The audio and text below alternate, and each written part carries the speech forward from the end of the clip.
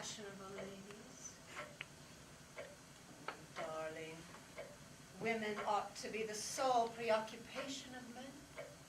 After all, love makes you handsome. You'll be able to look in your dressing room mirror again. Dressing room mirror. Women, young girls, creatures with reflections of mirrors in the back of their eyes. Mother, you're trying to kill me! Still these ideas about mirrors. And it is serious. This obsession. He thinks he's on me.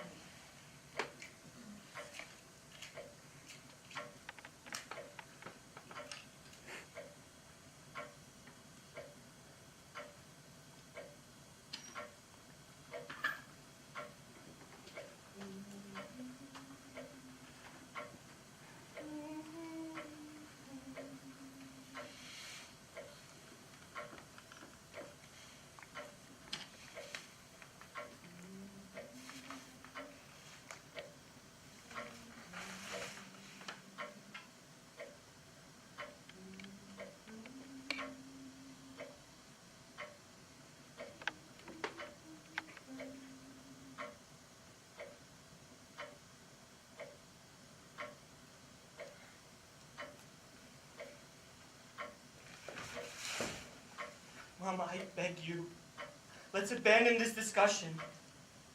No, my physical state is not the point here. There are several moral reasons. Oh, God, you can see very well that I'm drowning. The last 8 days have been unbearable, and you are pushing me down, down. I can feel the sting of the icy depths. My feet are like lead. No, I'm not ill.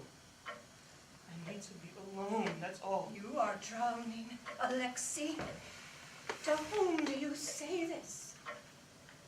I am dying of grief to see you with this silent look. Try. I am capable of understanding you because I adore you.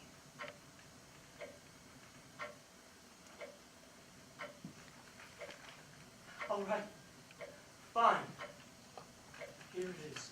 I am afraid of mirrors. Have me put away if you want. We shall remove the mirrors, Alexei. Mother, forgive me. I'm rude. Perhaps I should have spoken sooner, but it is torture to imagine that people will laugh at me. And this kind of thing can hardly be explained in a couple of words. Mother, what do you see when you look at yourself? I see myself, Alan. I see an old woman.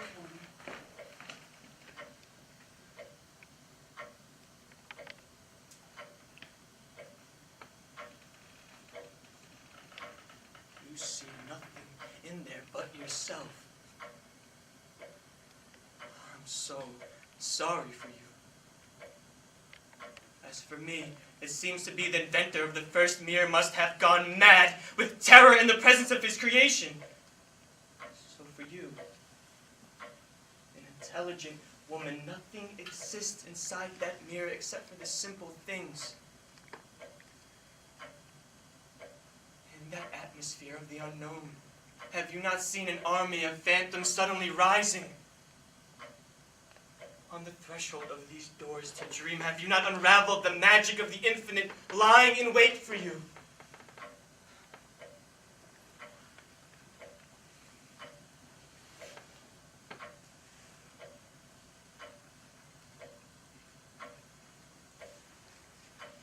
It is so very frightening a mirror it is that I am stunned every morning to see that you are still alive. Mother, listen to me. It's quite a story, and I must go far back to expose the reason for my hatred of mirrors, because I was predestined.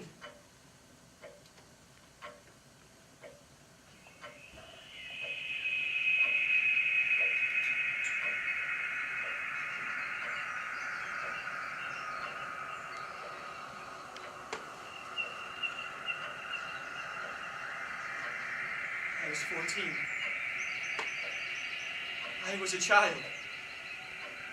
And I was down there in the lodge of our garden, all alone, and in front of a great grand mirror that hasn't been there for a long time.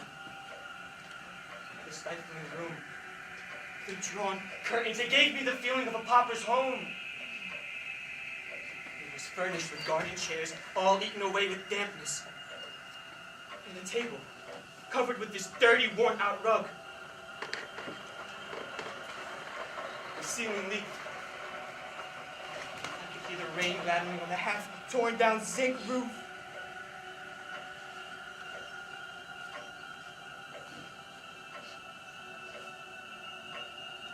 Only the grand mirror hinted at luxury. So big, tall, like a person.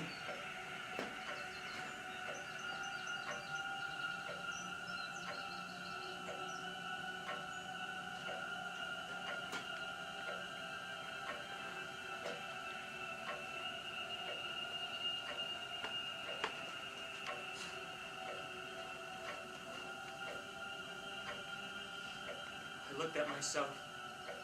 I looked at myself.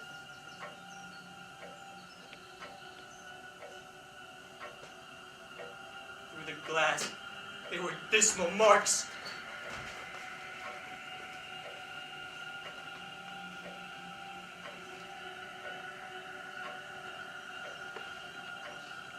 Like lilies, growing on still water.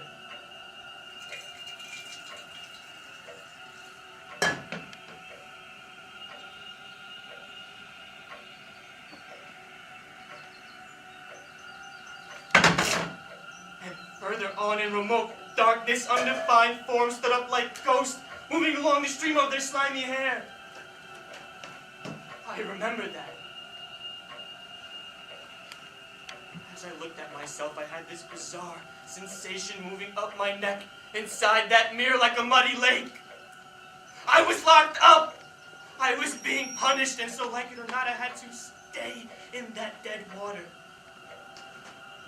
Fixing my eyes on the eyes in my image, I distinguished a bright dot in the middle of those mists.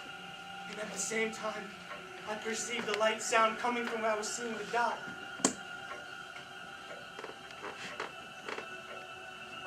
Gradually, the dot radiated into a star.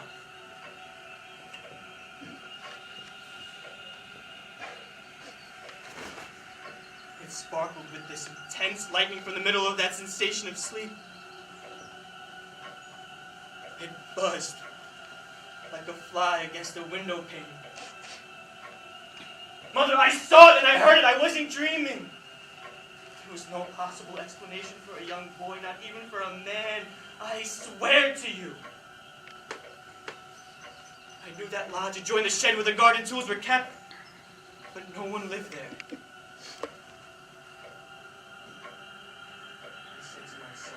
In all probability, some spider of an unknown species was going to jump on my face. I couldn't move.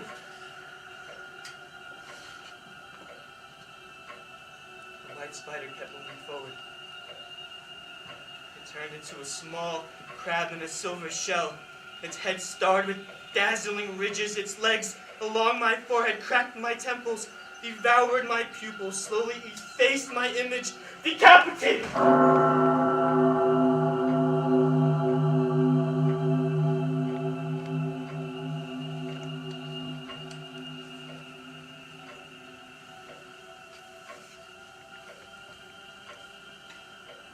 All of a sudden, the grand mirror shattered and collapsed into sparkling fragments. One of them slightly cut my wrist, and I fainted.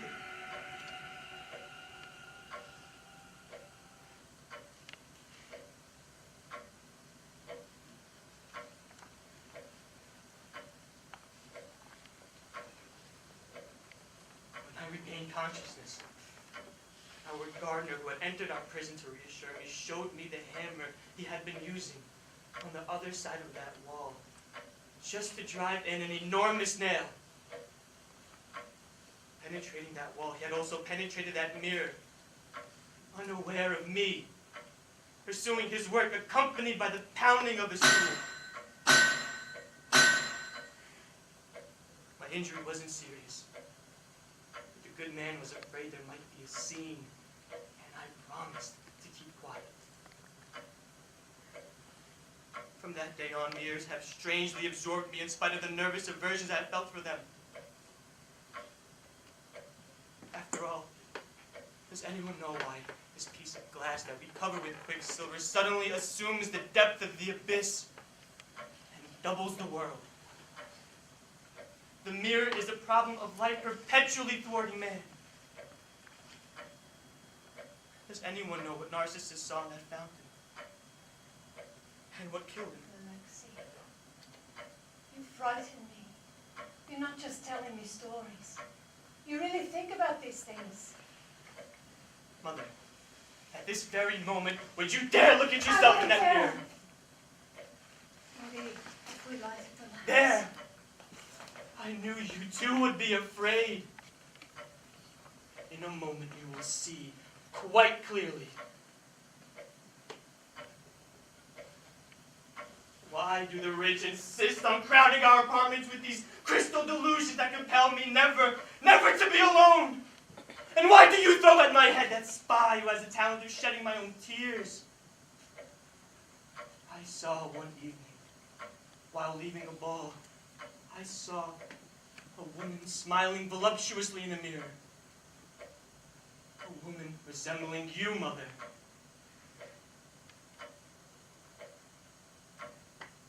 And one morning, while waiting for my cousin Ekaterina, shivering behind her door, holding a bouquet of your orchids in her hand,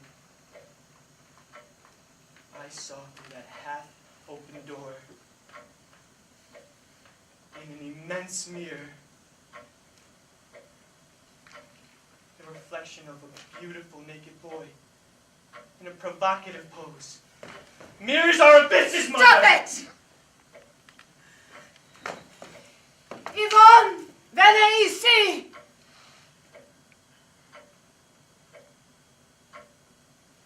I don't want to hear you anymore. Mother, have you ever encountered those mirrors that stalk you while you walk the streets of big cities? Those that drop down on you abruptly like a shower.